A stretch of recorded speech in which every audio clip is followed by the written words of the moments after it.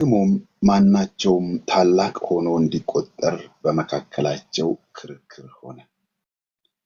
እንዲህም አላቸው፣ የአሕዛብ ነገሥታት ይገዟችኋል፣ በላያቸውም የሚሰለጥኑት ቸርነት አድራጊዎች ይባላሉ።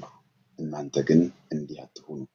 ነገር ግን ከእናንተ ታላቅ የሆነ በመካከላችሁ እንደ ታናሽ፣ የሚገዛም እንደሚያገለግል ይሁን። በማዕድ የተቀመጠ ወይስ የሚያገለግል? ማናቸው ታላቅ ነው? የተቀመጠው አይደለምን? እኔ ግን በመካከላችሁ እንደሚያገለግል ነኝ። ነገር ግን እናንተ በፈተናዎቼ ከኔ ጋር ጸንታችሁ የኖራችሁ ናችሁ። አባቴ እኔን እንደሾመኝ እኔ ደግሞ በመንግሥቴ ከማዕዴ ትበሉና ትጠጡ ዘንድ በ12ቱም በእስራኤል ነገድ ስትፈርዱ በዙፋኖች ትቀመጡ ዘንድ ለመንግሥት እሾማችኋለሁ ብሎ ይላል። እንግዲህ ይሄ ክፍል ቀደም ብሎ ባጠናነው ክፍል ላይ ቀጥሎ የተነገረ ነገር ነው። ባለፈው ሳምንት የጌታ የኢየሱስ ክርስቶስ እራት መብላት ላይ በሁለተኛነት ከባለፈው ሳምንት ቀጥለን ተመልክተናል። ከዚያ በኋላ ደግሞ እንግዲህ ደቀ መዛሙርቱ መካከል አንድ ክስተት ይፈጠራል።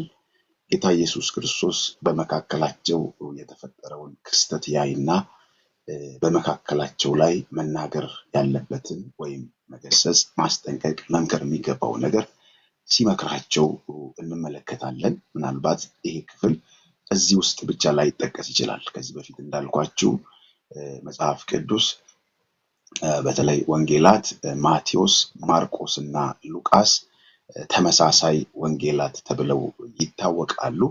እነኚህ ተመሳሳይ ከመሆናቸው ባሻገር ሌሎቹ ማቴዎስ እና ሉቃስ ከማርቆስ ምንጭ አድርገው እንደጠቀሱ ይነገራል።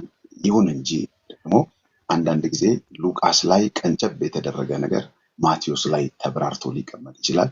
ማቴዎስ ላይ የተነገረ ነገር አንዳንዴ ደግሞ ማርቆስ ላይ በሰፊው ሊብራራ ይችላል። ስለዚህ ሁልጊዜም የወንጌልን አንዱን ክፍል ስናጠና ሌሎች ወንጌላት ላይ ተጠቅሶ ይሆን የሚለውን የግድ ማጥናት መመልከት አለብን። ለምሳሌ ከዚህ በፊት እንደነገርኳችሁ መጽሐፍ ቅዱሴ እዚህ ጥግ ላይ እንደዚህ ጥቃቅን የሚመስሉ ጥቅስ ማውጫ የሚመስሉ ቁጥሮች፣ ምዕራፎች ተጠቅሰዋል። ህዳግ ይባላል። ይሄኛው ከታች ያለው ክፍል እዚህ ውስጥ የተጠቀሱትን ነገሮች ለምሳሌ ማቴዎስ ላይ በብሉይ ኪዳን በሕግ ውስጥ የተጻፈ ካለ ዘጸአት ምዕራፍ እንደዚህ ቁጥር እንደዚህ ይላል። መነሻ ሐሳቡ የአዲስ ኪዳን ብሉይ ኪዳን ነው። ብሉይ ኪዳን ባይኖር አዲስ ኪዳን አይኖርም። ስለዚህ አዲስ ኪዳን የብሉይ ኪዳን ቀጣይ ነው። የብሉይ ኪዳን ቀጣይ ነው። በሌላ መልኩ ደግሞ ካየን ብሉይ ኪዳን ላይ የተነገሩ ነገሮች ፍጻሜ ያገኙት ወይም የበለጠ የተብራሩት አዲስ ኪዳን ላይ ነው። ስለዚህ እንደ አንድ አገልጋይ አንድ ሰባኪ ከብሉይ ኪዳን ወስዶ የሚሰብክ ቢሆን ብሉይ ኪዳን ላይ ጀምሮ ብሉይ ኪዳን ላይ መጨረስ የለበትም። ወዴት መምጣት አለበት? ወደ አዲስ ኪዳን መምጣት አለበት። አዲስ ኪዳን ላይ ይመጣና ሐሳቡን አብራርቶት መጨረስ አለበት። አለዚያ ብሉይ ኪዳን ውስጥ ጀምሮ እዛው ብሉይ ኪዳን ውስጥ ከጨረሰው ህዝቡን እዛው ነው ያስቀረው። አዲስ ኪዳን ላይ የተገለጠውን ኦሪጂናሊቲ ወይም አዲሱን ሐሳብ ፕሮግረስ ያደረገውን የእግዚአብሔርን ሐሳብ ማሳየት ሳይችል ቀርቷል። ስለዚህ ስብከቱ ወይም መልእክቱ ሙሉ አይደለም ማለት ነው። ስለዚህ ስናጠና ሁልጊዜ ባለፈው ለምሳሌ ምዕራፍ 21ን ስናጠና ከማቴዎስ 24 ጋር እያስተያየን ስናጠና ነበርና አሁንም ይህን ክፍል ስናጠና ሌሎች ክፍል ላይ ይሄ ታሪክ ተጠቅሶ ሊኖር ይችላል።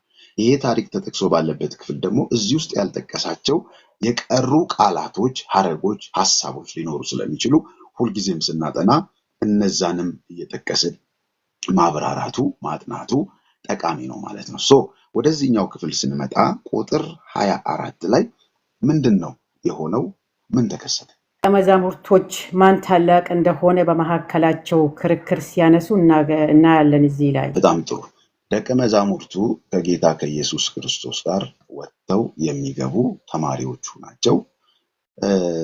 በአንድ በኩል ህዝቡ የተለያዩ ጥያቄዎችን እያስነሱ ጌታ ኢየሱስ ክርስቶስን ሲፈትኑት፣ በሌላ መልኩ ደግሞ ዞር ሲል በደቀ መዛሙርቱ መካከል ክርክር ተነስቶ እናያለን። ክርክር ተነሳ ነው የሚለው። ምን አይነት ክርክር ነው የተነሳው? ከመካከላችን ታላቅ ማን ነው የሚል ክርክር ሆነ ይላል። ክርክሩ ደግሞ የመጣው በእኛ መካከል ታላቅ ማን ነው ወይም አለቃ ማን ነው የሚል ጥያቄ አንስተው ነበረ። በመካከላቸው ክርክር ይሆናል። እኔ ነኝ ታላቅ ይላል አንደኛው፣ ኖ እኔ ነኝ ይላል ሌላኛው። እንዲህ አይነት ክርክሮች በመካከላቸው ነበር። ከዛስ ምን ሆነ? ቀጥሎ ምን ሆነ? ኢየሱስ እንዲህ አላቸው፣ የዚህ ዓለም ነገስታት በህዝቡ ላይ ስልጣን አላቸው፣ ገዢዎችም የህዝቡ በጎ አድራጊዎች ይባላሉ አለ እና ኢየሱስ ክርስቶስ ምላሹን በመካከላቸው ክርክር እንዳለ ሲሰማ ምንድነው ያለው? የአሕዛብ ነገስታት ይገዟችኋል፣ በላያቸውም የሚሰለጥኑት ቸር አድራጊዎች ይባላሉ። እንግዲህ በአሕዛብ መካከል ያለውን አገዛዝ ነው ምሳሌ ያደረገው። ክርስቶስ ኢየሱስ የሚከተለው ሊደርሺፕ ቢብሊካል ወይም ደግሞ በሳይንሱ ሰርቫንትሁድ ሆን ማለት ነው። ስለዚህ በእግዚአብሔር ሐሳብ፣ በእግዚአብሔር አጀንዳ፣ በእግዚአብሔር አገዛዝ ሁለት የተለያየ ነገር ነው። በዚህ በሴኩላሩ ዓለም ሰዎች የሚጠቀሙባቸው የአገዛዝ ስልት ከመጽሐፍ ቅዱሱ የተለየ ነው። ስለዚህ ክርስቶስ ኢየሱስ የራሱን ከዓለማውያን ጋር በማያያዝ ምን ሆናችኋል? እንደ ዓለማውያን መሰልጠን ትፈልጋላችሁ ወይ? አገዛዛችሁ ወይም አገልግሎታችሁን እንደ ዓለማዊው ማድረግ ነው ወይ የምትፈልጉት? የዚህ ዓለም ሰዎች እንዲሰለጥኑባችሁ አታውቁም። ምን ይላል? ምን ማለት ነው? በዚህ ዓለም ሲስተም ውስጥ ያው መጽሐፍ ቅዱስ የዚህን ዓለም ስርዓት ባይቃወምም ነገር ግን አገዛዙ ፓወር ይጠቀማል፣ አቅም ጉልበትን ይጠቀማል። በእግዚአብሔር ቤት ውስጥ ያለው ደግሞ በኃይል አትግዟቸው ይላል። ባለፈው በእረኞች ምክንያት አንስተን አንደኛ ጴጥሮስ 5:5 ተመልክተናል። የእረኞች አለቆች የሚገለጥበት ጊዜ አክሊል እንድትቀበሉ እንደው ለመንጋው ምሳሌ ሆኑ እንጂ መጥፎ ረብ በመመኘት በኃይል አትግዟቸው ብሎ ይላል። ስለዚህ በእግዚአብሔር ቤት ውስጥ ያለው አገዛዝ በፍቅር የሆነ አገዛዝ፣ ክርስቶስ ኢየሱስ ማንም ሲከተለው እንዲከተለው ሲፈቅድ አስገድዶት ማንንም እንዲከተለው አላደረገም። ስለዚህ በእግዚአብሔር ቤት ውስጥ የምንኖረውም የተመሰረትነውም በክርስቶስ ፍቅር ላይ ነው። መጽሐፍ ቅዱስ ሁለት ትእዛዛት እንዳሉ በአዲስ ኪዳን ይናገራል። የብሉይ ኪዳኑን 10ቱን በሁለት ከፍሎ ጌታ ኢየሱስ ክርስቶስ ሲናገር የመጀመሪያውን ፍቅር ለእግዚአብሔር ልንለው እንችላለን። እግዚአብሔር አምላክህን በፍጹም ሐሳብህ፣ በፍጹም ነፍስህ፣ በፍጹም ኃይል ውደድ የሚለው ሲሆን ሁለተኛው ደግሞ ባልንጀራህን እንደ ራስህ አድርገህ ውደድ፣ ፍቅር ለሰው ወይም ለባልንጀራ የሚል። ስለዚህ ነገር ሁሉ በፍቅር ላይ ታስሯል። ስለዚህ በእግዚአብሔር መንግስት ውስጥ ማናቸውም ሰው ሊመካበት የሚችለው ነገር የለውም። ምክንያቱም ሁሉን ያደረገው ክርስቶስ ነው። ክርስቶስ በሰራው ስራ በእምነት በጸጋው እንደመዳናችን በእግዚአብሔር ቤት ውስጥ ስንኖር የምንመካበት የሚያስመካን ምንም ነገር የለን። ሐዋርያው ጳውሎስ በሮሜ መልእክቱ ላይ ሲናገር አንተ የምትሰርቅ ሌላውን አትስርቅ እያለ ይናገርና አንተ የምትመካስ ብሎ ይላል። የምትመካው ስለምንድን ነው?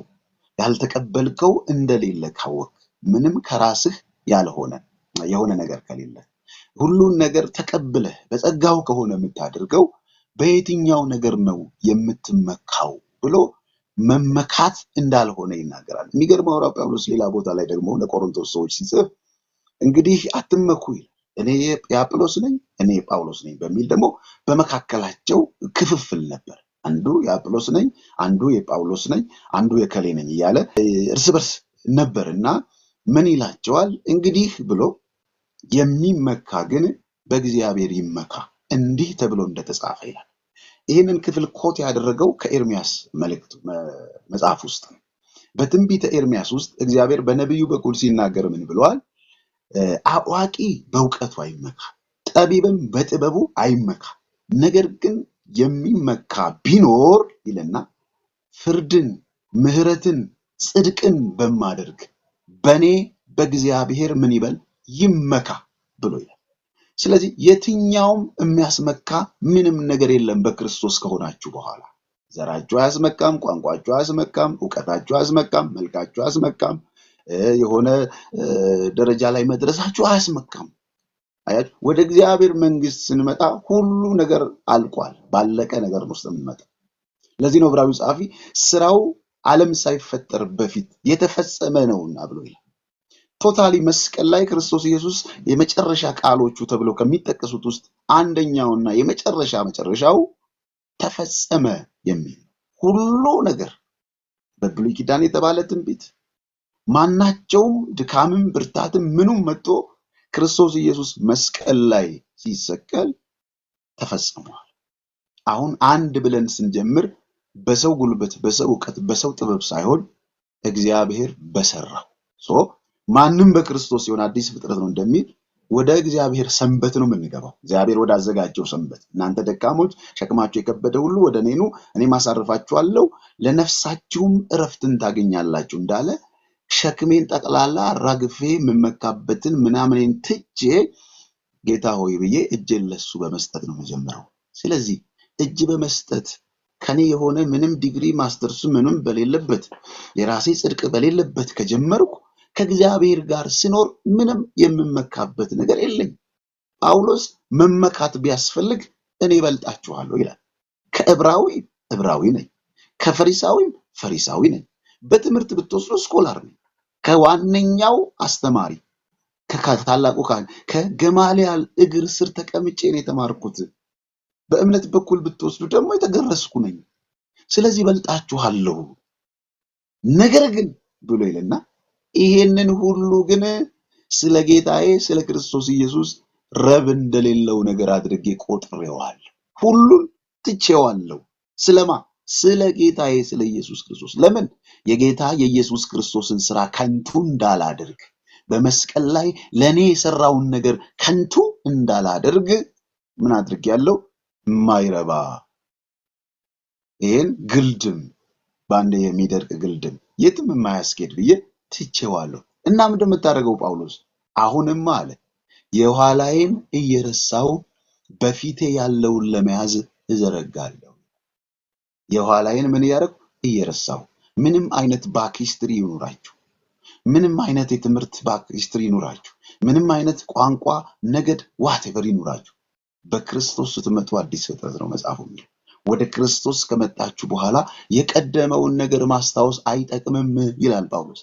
የድሮውን መቁጠር እኔ እኮ የደጃች ከሌንትና ምናምን ልጅ ነኝ፣ እንዲህ ነው የተማርኩት፣ እንዲህ ነው የተመረቅኩት፣ ከእንትን ዩኒቨርሲቲ ነው ምናምኑ አይጠቅምም። አሁን አዲሱ ማንነት ነው ሊንቀሳቀስ የሚፈቀድለት። ስለዚህ ጳውሎስ ባጭሩ ትምክህትን ይከላከላል። ሁለተኛ ቆሮንቶስ መልእክት ውስጥ ካያችሁ ምን ይላል? ሐዋርያ አይደለም ጳውሎስ የሚል ነገር አንስተውበት ስለነበር ጌታን አላየሁትም እንዴ ይላል።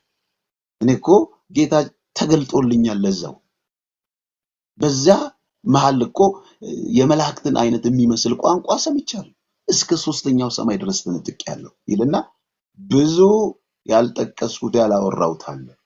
ይህንን ብዙ ያላወራሁትን ነገር ያወራሁላችሁ እንደሆን በመካከላችሁ ሜጀር የሚል ማድረግ ትሰጡኛላችሁ፣ ከፍ ታደርጉኛላችሁ፣ ትሰቅሉኛላችሁ። የእግዚአብሔር ሰው ቅዱስ፣ የእግዚአብሔር ሰው ቅዱስ እየጨመራችሁ ሁሉ እላይ ስለምትሰቅሉኝ ይቅርብኝ፣ ትቼዋለሁ፣ ባልናገር ይሻላል። አያችሁ፣ ባልናገር ይሻላል። ለምን? እነኛን ያየኋቸውን ነገር ብነግራችሁ የተለየ ፍጡር አድርጋችሁ ነው የምትወስዱ፣ የተለየ ፍጡር አድርጋችሁ ነው የምትወስዱ። ስለዚህ በጥቂቱ ይበቃኛል ብሎ ሲዘጋ ታያላችሁ። ስለዚህ በእነኚህ ደቀ መዛሙርት መካከል ክርክር ሆነ። የክርክራቸው መነሻ ሐሳብ ደግሞ በመካከላችን ታላቅ ማን ነው የሚል ነበር። እንግዲህ ያልተለወጠ ማንነት ሁልጊዜም አስቸጋሪ ነው። ሰው የክርስቶስ ልብን ካላገኘ ይቸገራል። እንደምናውቀው የነበሩበት ወቅት የብሉይ ኪዳን የመጨረሻ የአዲስ ኪዳን መግቢያ ላይ ስለሆኑ መግቢያ ላይ ስለሆኑ ሐዋርያት ገና መንፈስ ቅዱስን አልተሞሉም ወይም ዳግም ልደት የምንለው ውስጥ አልገቡም። ከዚህ የተነሳ ጌታ ኢየሱስ ክርስቶስ 3 ዓመት ተኩል በመካከላቸው ሲያሳልፍ ደጋግሞ ከመሄዱ በፊት የሚነግራቸው ነገር መንፈስ ቅዱስን እስክትቀበሉ ድረስ ከኢየሩሳሌም ከተማ ርቃችሁ እንዳትሄዱ ብሎ ያስጠነቅቃቸው ነበር። መልካም። እንግዲህ ደቀ መዛሙርቱ እንደው ለመጣላታቸው ምንድነው ምክንያት ሊሆን የሚችለው ብለን ካልን አንዳንድ ጊዜ ስጋዊነት ሲጠናወተን ወይም አንዳንድ ስጋዊ ክርስቲያኖች ስጋዊነትን ተላብሰው ብቅ ሲሉ የሚያነሷቸው የዘመናችን አይነት አጀንዳዎች ናቸው። ሰው በምንድነው ሊከራከር ሊጣላ የሚችለው ብለን ካሰብን ምናልባት ደቀ መዛሙርቱን ከወሰድን የተለያየ አይነት ባክግራውንድ አላቸው። ከነኚህ መካከል አንደኛው ቀናተኛው ስምዖን የሚባለው ሞሳድ የሚባል ምሽግ ውስጥ የነበረ እስራኤልን ከሮማውያን ነፃ ለማውጣት በሚደረግ ትግል ውስጥ ቀንደኛ ተቀናቃኝ የነበረ ሰው። ይሄ ሰው እንዴት መጣ? እንዴት ደቀ መዝሙር ሆነ ብለን ስንል እንግዲህ ዓላማው አገሩን ወዳድ መሆኑን ያሳያል። ለህዝቡ ቀናኢ መሆኑን ያሳያል። ቆራጥ መሆኑን ያሳያል። እግዚአብሔር ደግሞ እንዲህ አይነት ልብ ያላቸውን ሰዎች መጠቀምም ስለሚፈልግ ክርስቶስ ኢየሱስ ተሳስቶ ነው እንዳንል ጸልዮ ነው ፒክ ያደረገው። 12ቱንም ሲመርጥ ጸልዮ ምሪት ተቀብሎ ነው። ለዛም ሌሊቱን ሙሉ ሲጸልይ አድሮ ነው ፒክ ያደረጋቸው እና ይሄን ሰው ወደ ራሱ አምጥቷል። ይሄ ሰው ምናልባት ፓርሻል የሆነ ደግሞ ኤክስፔክቴሽን ውስጡ እንዳለ እገምታለሁ። ምን አይነት መሲህ ይመጣል የሚል ትንቢት እስራኤል ሁሉ እንደ ስማቸው ሲሰሙ ያደጉት ነው። መሲህ ይመጣል የሚለውን ትንቢት ማነው? ነቢዩ ሙሴ ጌታም ወይም እግዚአብሔር እንደኔ ያለ ነቢይ ከመካከላችሁ ያስነሳላችኋል፣ የዚህን ነቢይ ድምፅ ወይም ቃል የማትሰማ ነፍስ ትጠፋለች ብሏልና ይሄ የሚመጣው መሲህ ወይም ዴሊቨረር አዳኝ ማለት ነው። መሲህ ማለት ነፃ አውጪ ማለት። ስለዚህ ነፃ የሚያወጣን መሲህ ይመጣል፣ አንድ ቀን እስራኤል ነፃ ትወጣለች የሚል ተስፋ ሰንቀው ስለሆነ የሚንቀሳቀሱት ኦኬ በትንቢቱ በኩል ደግሞ ምናልባት ይሳካልን ይሆናል ብሎ ወደዚህ በያዝ ሳያደርግ አይቀር። ስለዚህ ይሄ ሰው ምናልባትም ጌታችን ኢየሱስ ክርስቶስ ወደ ሰማይ ሊያርግ ባለ ጊዜ አንድ ጥያቄ ተጠይቋል። ለእስራኤል መንግስትን መቼ ትመልሳለህ? ይሄ ብቻ አይደለም። ሉቃስ 24 ላይ ስትሄዱ ጌታችን ኢየሱስ ክርስቶስ ሞቶ በሶስተኛው ቀን ከደቀ መዛሙርቱ መካከል እያወሩ እየሄዱ ወይም እያዋራቸው ራሱ ከሞት ተነስቶ ስለምንድን ነው እንደዚህ ጠውልጋችሁ እያወራችሁ የምትሄዱት ጉዳይ ብሎ ተመልከቱ። ደቀ መዛሙርቱ ክርክር ባህሪያቸው ይጠይቃቸዋል። ልክ ይህንን ሲጠይቃቸው ስለ ናዝሬቱ ኢየሱስ ነው፣ አንተ ደግሞ አልሰማህም እንዴ? ዛሬ ሶስተኛ ቀኑ ነው ይሄ ነገር ከሆነ ሚዲያው ሁሉ የሚያወራው ስለሱ ነው። እኛስ አልቀጠልና እስራኤልን ይቤዣል ብለን ተስፋ ያደረግነው እርሱን ነበረ። ማ? የናዝሬቱ ኢየሱስ በስራም በቃልም ብርቱ የነበረው ነብይ ይላል። አሁን 1:6 አካባቢ ላይ ሄዳችሁ መቼ ነው መንግስትን የምትመልሰው ብለው ሲጠይቁት ታያላችሁ። ይህንን ጥያቄ ደፍሮ ሊያነሳ ይችላል ብዬ የምገምተው ቀናተኛው ስምዖን ነው። ምክንያቱም ጥሩ አድርጎ ፖለቲካውን የጠጣና በሙቭመንት ውስጥ የነበረ ሰው ስለሆነ አሁንም ውስጡ ያለው ይሄ ነፃ ያወጣል ብለን ነፃ አውጪ ነው ተብሎ የተነገረለት ነቢያት ሁሉ ያወሩለት አሁን ደግሞ ነፃ ሳይወጣ ዝም ብሎ ሊሄድ ነው ወይ የሚል ጥያቄ ፈጥሮበታል። እንግዲህ ሌሎቹም ጋር ስንመጣ አብዛኞቹ ደቀ መዛሙርቱ የአሕዛብ ገሊላ ከሚባለው አካባቢ የመጡ ናቸው። ምናልባት ያዕቆብና ዮሐንስን ደግሞ ስትወስዱ ሞር ይሁዲነቱን የበለጠ የሚያውቁ አይነት ሰዎች ናቸው። ስለዚህ እነዚህ ሰዎች ከመጡበት ባክግራውንድ አንጻር በውስጣቸው እኔ የኔ የሚል ነገር አለ። ለምሳሌ ያክል አንድ ጊዜ ዮሐንስ ወንጌል ላይ ይህ ክፍል ተጠቅሶ ታገኛላችሁ። ዮሐንስ ወንጌል ላይ ምንድነው የሆነው? በመካከላቸው ምን ሆነ ነው የሚለው? ክርክር ሆነ። ምን አይነት ክርክር ነው ብለን ስንል በመካከላችን ታላቅ ማን ነው የሚል ክርክር ነው የነበረው። ማን ነው በመካከላችን ታላቅ? እነሱ እርስ በርስ ተቧቅሰው ተከራክረው ምናምን ካሉና ከጨረሱ በኋላ እናታቸው ደግሞ መጣች። የዘብዴዎስ ልጆች ያዕቆብና ዮሐንስ ጌታችን ኢየሱስ ክርስቶስ ስምዖን እንግዲህ ጴጥሮስ ተብሏል፣ ሳውል የተባለው ጳውሎስ ተብሏል። ኋላ ላይ እንደዚህ ስሞችን የመስጠቱ ነገር የተለመደ ነውና ጌታችን ኢየሱስ ክርስቶስ ዘብዴዎስ ልጆች ምን ብሎ ሰይሟቸዋል? ጎድጓድ ልጆች ብሏቸዋል። የነጎድጓድ ልጆች ያስባላቸው ደግሞ ባህሪያቸው በባህሪያቸው ቁጡ ኃይለኛ ስለሆኑ የነጎድጓድ ልጆች ብሏቸዋል። ስለዚህ የነኚህ ልጆች የበላይነት ትንሽ ከፍ ያለ ይመስላል ከሌሎች ደቀ መዛሙርት። ስለዚህ ራሳቸው መብታቸውን ለማስከበር ከሚያደርጉት ትግልና ክርክር ባሻገር እናታቸው ደግሞ መጣችና አቤቱታ አቀረበች። ጌታ ሆይ በመንግስትህ እነኚህ ሁለቱ ልጆቼ አንደኛው በቀኝ አንደኛው በግራ ይቀመጡ ዘንድ እንድትሰጣቸው እለምንሃለሁ ብላ የአክብሮት ልመና ስታቀርብ እናያለን። በዚህ ጊዜ ጌታ ኢየሱስ ክርስቶስ የሰጠው ምላሽ እኔ የምጠጣውን ጽዋ ልትጠጡ ትችላላችሁ፣ እኔ የምቀበለውን መከራ ነው በሌላ አለ። እኔ የምጠመቀውን ጥምቀት ትጠመቃላችሁ። ጥምቀትም ጽዋም የሚለው እዚህ ጋር መከራው ነው የሚያሳየው። ይሄን ካለ በኋላ ጥሩ ይሄንን ልታደርጉ ትችላላችሁ። የግድ ተማሪ መምህሩን ስለሚመስል የመምህሩ መንገድ ስለሚከተል፣ ነገር ግን በሰማያት በቀኝና በግራ መቀመጥን የሚሰጠው አባቴ ነው ብሎ ወደ ሌላ ጊዜ ሲያመለክታቸው ትመለከታላችሁ። አባቴ ነው በትክክል ካየነው ማቴዎስ 26 ላይ ሄዳችሁ ስታዩ በጎቹን በቀኝ ፍየሎቹን በግራ ይልና በጎቹን በቀኝ ያሉትን እናንተ አባቴ ብሩካን ወደ ተዘጋጀላችሁ መንግስት ግቡ ይላል። በግራ ያሉትን ፍየሎችን ደግሞ እናንተ እርጉማን ነው የሚላቸው ወደ ተዘጋጀላችሁ እሳት ሂዱ ይላል። ለሰይጣንና ለተከታዮቹ ወደ ተዘጋጀላቸው ሂዱ ብሎ ይላቸዋል ይላል። ስለዚህ በዚህ ኮንቴክስት ውስጥ ያዕቆብና ዮሐንስ እናት አንዱን ልጇን ሰማይ ስትከተው አንዱን ልጇን ሲኦል ከተዋለች ማለት ነው። እንደዚህ አይነት ክርክሮች እንደዚህ አይነት ጭቅጭቆች ከልደት በፊት ብቻ አይደለም፣ መንፈስ ቅዱስን ከመቀበላቸው በፊት አይደለም፣ ከተቀበሉም በኋላ አንዳንድ ጊዜ ሲከሰት እናያለን። ለምሳሌ ያክል ጳውሎስንና በርናባስን ብንወስድ ለጳውሎስ ከፍ ማለት በርናባስ መሰረት ነበር። ጳውሎስ ወደኋላ አካባቢ ስለሆነ ወደ ጌታ የመጣው በጊዜው የነበሩ ሐዋርያት የጳውሎስን ድነት ብዙ ማክሰብት አላደረጉት። ምናልባት ቅናትም በሚመስል መልኩ ምናልባትም ደግሞ ስደት ያመጣብናል። ጳውሎስ እንደዳነ ወንጌልን ሲሰብክ ነበር። ወንጌልን በሚሰብክበት ወቅት ላይ በቅናት ይሰብክ ስለነበር አይሁድ ይሄ ሰው ቀድሞ ያሳድድ የነበረውን እምነት ዛሬ እንዴት እንደዚህ ይሰብከዋል በሚል በቅናትና በቁጣ ሊገሉት ፈለጉ። ስለዚህ በደማስቆ ልክ አናንያ ከጸለየለት አይኑ ከተከፈተ በኋላ እዚያው ስብከት ጀመረ። ወዲያውኑ ከበቡት። የነበረበትን ግቢ ከበው ጳውሎስን ሊገድሉት ሲሉ ወንድሞች በቅርጫት አድርገው በግንብ ላይ ጣሉት ይላል። ልክ አብዲሳ ጋር ከእስር ቤት ሲያመልጥ ብርድ ልብስ ተልትለው በግንቡ ላይ ነው ወደታች የለቀቁት።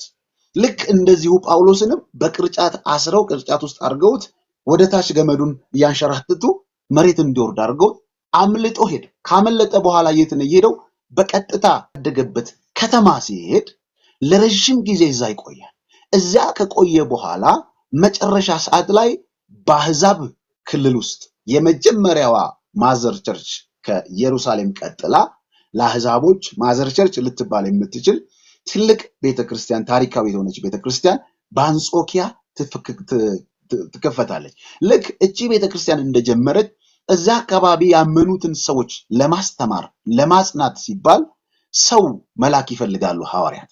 በዚህ ወቅት ላይ እንግዲህ እንደምታዩት ሐዋርያት ሂዱ የሚል መመሪያ ቢሰጣቸውም ኢየሩሳሌም ላይ ቢሮ መስርተው ከኢየሩሳሌም መንቀሳቀስ አልፈለጉም።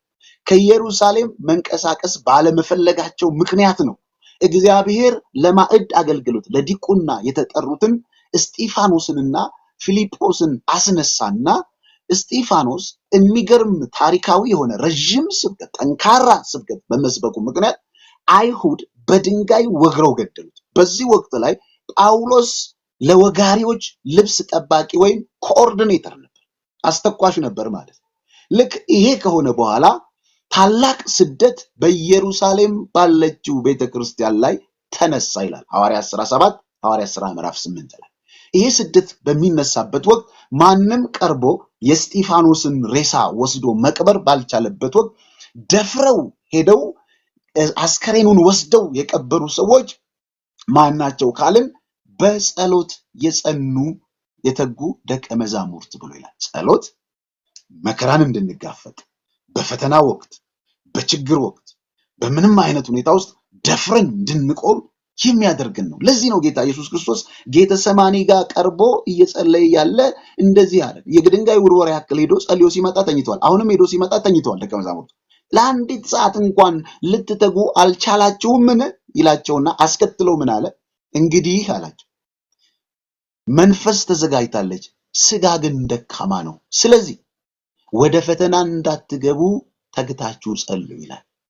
ከገባችሁ በኋላ ሳይሆን ሳትገቡ ነው የሚለው። ብዙ ጊዜ ካያችሁ በህይወታችሁ ላይ የሆነ ችግር ከገጠማችሁ በኋላ መጸለይ ያቅታችኋል። አይደለም መጸለይ እምነት ያቅታችኋል። ስለዚህ የሆነ የቅብዝብዝ አይነት ጸሎት ተንበርክ ጌታ ሆይ ምን ነው ምናምን አይነት ነገር ነው ጸሎታችን የሚሆን መወትወት ማለት ነው። እንደዚህ ነው የሚሆን። ስለዚህ ነው ጌታ ኢየሱስ ክርስቶስ ሁልጊዜ ጸልዩ ብሎ ሲል ዴይሊ ፉል ኦፍ ቴምፕቴሽን ነው ይሄ ዓለም። በፈተና በመከራ የተሞላ በፈተናና በመከራ በተሞላ ዓለም ውስጥ ስንኖር ሁሌ ኢምብሬስ የምናደርገው የጸሎት ጉልበት ካለን ነው። የምንጸልይ ከሆነ በፈተና ፊት በመከራ ፊት ምን ማድረግ መቆም እንችላለን። ከዚህ የምንማረው ነገር። ስለዚህ በጸሎት የተጉ ደቀ መዛሙርት እስጢፋኖስን ወስደው ሲቀብሩት፣ ሌሎቹ ግን የተሰደዱት በምድር ዙሪያ ተበተኑ ይላል። በምድር ዙሪያ ተበተኑ ይላል። እንግዲህ እነኚህ የተበተኑ ሰዎች ሂደው በአንጾኪያ ወንጌልን ተናገሩ።